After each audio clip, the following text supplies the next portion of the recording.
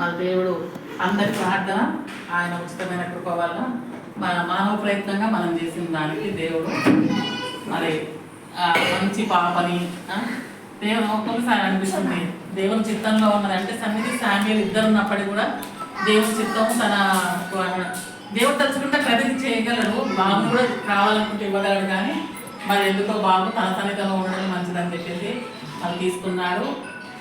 అందుని బట్టి కూడా ఇక్కడ ఉండి నశించిపోయి ఉండడం కన్నా దేవుని సన్నిధిలో చిన్నప్పుడే ఉండడం మంచిగా అని తర్వాత నాకు అంటే ప్రేరేపణ అంటే అంతవరకు దుఃఖంలో ఉన్న నాకు ఒక 1 వీక్ అయిన తర్వాత హాస్పిటల్లో నాకు ఆ సమాధానం వచ్చిన తర్వాత నేను చాలా సంతోషంగా దేవుని సన్నిధిలో నేను ఉన్నట్లే అన్నట్టు మళ్ళీ నన్ను నేను బలపరుచుకొని ఈమె ఉంటే చాలా ఈమె కోసం ప్రార్థన చేస్తాను. అసలుకి ఇంచుమించండి ఇప్పుడు టైం ఎంత అవుతుంది కానీ తను 123 minutesకి ఆమె పుట్టింది.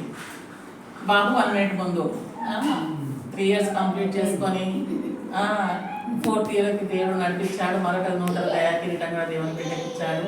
బిడ్డ దేవుని దయందుకు జ్ఞానం మనుషుల దయాన్ని కూడా బిడ్డ ఉన్నతంగా వర్ధిల్లాలి ప్రార్థన మేము చేస్తుంటాము.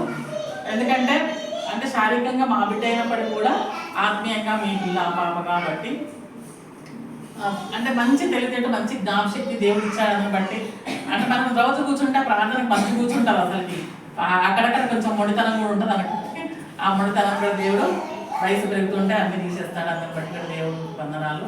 మరి ఇచ్చిన మరొక గర్భఫలం శాంతిని బట్టి కూడా దేవుడికి వందనాలు.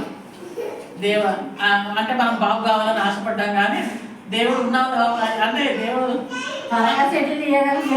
తర్వాత అర్థమైపోయింది. త్వరగా ఒకటి రీజన్, రెండవది మోగులను నేను మేనేజ్ చేయమని అర్థమైపోయింది దేవుడికి. గారాబం ఎక్కువైంది అనుకోండి, ముసల్తనంలో మనం ఇబ్బంది పెడతారు వాళ్ళు. అందుకని ఇద్దరు బిడ్డల్ని తొందరగా వయసులో తొందరగా సెటిల్ చేసి అత్తగారికి పంపించేసి మనం రిలాక్స్గా ఉండే వయసు అది నాదిగా.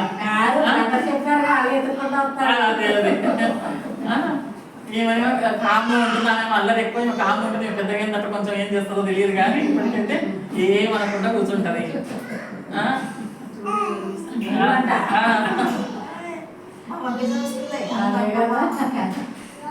ఇప్పుడు ప్రస్తుతం ఉన్న పరిస్థితులను బట్టి చూస్తే కొంచెం నా మనసు కొంచెము భయము ఆందోళన ఉంది. సిస్టర్ ఆ పాట ఆమెకు ప్రేరేపణ వచ్చిందని చెప్పడం వల్ల మళ్ళీ ఒకప్పుడు కూడా నాకు ఇదే పాట ఒకసారి నేను భయంలో ఉన్నప్పుడు ఝాన్సీ ఆ రోజు యూట్యూబ్ మన స్పీకర్ మీద కూడా ఝాన్సీ ఆ పాట పాడదాం ఉన్నప్పుడు నాకు అప్పుడు కూడా ఆదరణ వచ్చింది. అప్పుడు అద్భుతం జరిగింది. ఏం లేదు, మనకు ఇచ్చేవాళ్ళ కమిట్మెంట్స్ దగ్గరికి వచ్చాయి అంతే, ఏం లేదు. పెద్ద పెద్ద అమౌంట్స్ ఒకటి ఇచ్చేవాళ్ళ టైం దగ్గరికి వచ్చిందని ఒక దిగులు లోపల ఉంది. అదొక దిగులు తప్పితే ఏం లేదు. కాకపోతే ఇంతవరకు నడిపించిన దేవుడే ఇప్పుడు కూడా ఈ కార్యం చేస్తాడు. అట్లాగే ఒకటి ప్రేయర్ రిక్వెస్ట్ పెట్టుకోండి. ఊరి దగ్గర ఉన్న భూమి అమ్మాలనేమో వాళ్ళందరి అభిప్రాయం. నాకు అమ్మడం నాకు అంటే ఇష్టం లేదు. అంటే ఎట్లా అంటే ప్లాట్లు చేసుకుంటే బెస్ట్ అని నేను అనుకుంటాను. అమ్మాలమని మా మామ ఏడుస్తుండంట, ప్లాట్లు దిగి అన్నట్టు అమ్మేసుకోండి అని చెప్పేసి అంటుండంట. కానీ ఏం చేయాలో రవికి అర్థం కావట్లేదు. ప్లాట్లు చేయాలన్నా అమ్మేయాలన్నా అర్థం కావట్లేదు. రవి నాకైతే అమ్మేస్తాంటే నాకైతే భయం వచ్చేస్తుంది. అమ్మేస్తామంటే నాకు భయం స్టార్ట్ అయ్యింది. ఎందుకంటే ఒక్కసారి కోట్ల రూపాయలు తీసుకొచ్చేసి మనం హ్యాండిల్ చేయలేము. నాకు చిన్న పిల్లలు ఉన్నారు. డబ్బు ఉంటే ఆ డబ్బు ఎట్టకపోతుందో తెలియదు. అసలు తెలియనప్పుడు మరి పిల్లలు నేను 25 years రెస్పాన్సిబిలిటీ ఉంది నాకు. ఇప్పుడు ఏజ్ పెరుగుతుంటే ఇప్పుడు మళ్ళీ నేను తిరిగి పనిచేసే స్టేజ్ కాదు. తానేమో ఏడుస్తున్నాడు అంట, వద్దు అమ్మేసుకొని పోండి అంటున్నాడు. కానీ చెప్తుందంట నాకు సంవత్సరం ఒక ప్లాట్ అయినా సరే నా పిల్లలు ఖర్చులకు మా ఖర్చులకు అంత వెళ్ళిపోతుంది. 25 years 25 ఫ్లాట్స్ ఉన్నాయనుకో మాకు సరిపోతుంది. ఆయన కూడా ఇంటలేడంట. మా బావనేమో అంత మొత్తానికి ఏమో పెట్టేసి ఏదో బేరం వచ్చిందని అట్లా. నాకైతే నాకు నిన్న వరకు చెప్పినప్పటి నుంచి నాకైతే లోపల గడపడుతుంది. అసలు తెస్తాము, ఓకే తెస్తాము, సరే ఇక్కడ కూడా వేస్ట్ చేయకుండా ఏదన్నా స్థలం కొంటే కొనేస్తాం అనుకోండి. కానీ రోజు ఖర్చులకు పిల్లల ఫీజులకు అన్నప్పుడు అది అమ్మలేము కదా. పెట్టుకొని ఏం చేస్తాము, ఎక్కువ అమౌంట్ పెట్టుకొని ఏం చేయలేము, ఎక్కువ ల్యాండ్ పెట్టుకొని కూడా ఏం చేయలేము పరిస్థితి నాకు అస్సలు. ఇంకొకటి మా ఇద్దరు మెంటాలిటీకి డబ్బు అసలే ఉండదు మా దగ్గర. మేమే ఇట్లా ఇచ్చేస్తున్నాం అనమాట. ఎవరైనా బాధపడుతుంటే ఆ మెంటాలిటీ ఇద్దరు ఉంది. ఒక్కరితో బాగుండేది, ఇంకోరు ఆపేవాళ్ళం. అది చాలా నాకు నిన్నటి నుంచి నాకుంది. నేనే మామయ్యతో మాట్లాడదాం అనుకుంటున్నాను అసలుకి. ఎందుకంటే మా పిల్లల భవిష్యత్తు ఎంతవరకు మారి వదిలిపెట్టేసి అయినా నేనే మాట్లాడతాం అనుకుంటాను దానికోసం. ఎందుకంటే మనం ఇప్పుడు ప్లాట్లు చేయాలంటే ఇన్వెస్ట్మెంట్ గవర్నమెంట్కి సంబంధించింది. జస్ట్ పర్మిషన్ దానికి 12 లక్షలు కావాలంట. సరే అపార్ట్మెంట్ అయిన తర్వాత అడ్జస్ట్ చేస్తాం 12 లక్షలు. తర్వాత రోడ్లు వేయడం అవంతా ఒక్కొక్కటి సేల్ అవుతుంటే రోడ్లు వేయడం సెటిల్మెంట్ అంతా తర్వాత చేయొచ్చు. ఇట్లా మేము ప్లాన్ వేసుకొని ఉంటే తను అస్సలు ఒప్పుకోవట్లేదంట. దానికోసం ప్రార్థన చేయండి. మాకైతే మిస్యూజ్ పైసలు అయితే మాత్రం మా పిల్లలు చాలా బాధపడిపోతారని నాకు అనిపిస్తుంది. మరి అట్లాగే ఫ్లాట్ సేల్ కోసం కూడా పెట్టాను కదా, ప్రార్థన చేయండి. ఎవరినైనా దేవుడు వాడుకోగలడు.